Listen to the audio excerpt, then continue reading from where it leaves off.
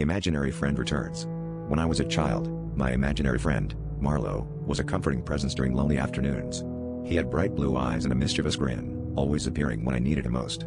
I hadn't thought about Marlowe in years, but last night, he returned. It was during one of those late-night shifts at the diner when I first saw him again, sitting in the corner booth, tapping the table rhythmically.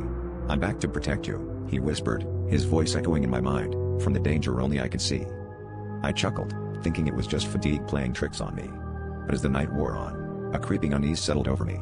Customers came and went, but Marlowe remained, his eyes fixed on something just beyond my sight.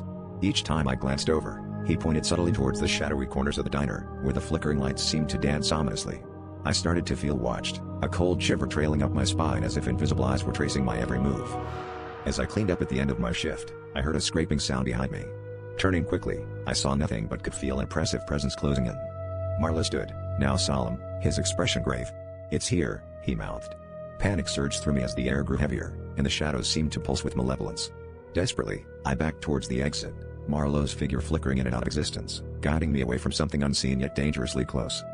I stumbled outside, the fresh air hitting me like a wave, but the feeling of dread clung to me like a second skin. Marlowe appeared beside me, his form hazy out of the streetlights. "You need to leave," he urged, his eyes now wide with urgency. I turned to run, hearing a low growl emanating from the depths of the diner. As I fled down the deserted street, a sinister realization dawned. Marlowe's return wasn't a childhood fantasy but a desperate warning. Whatever lurked in the shadows was very real, and it was only a matter of time before it found me again.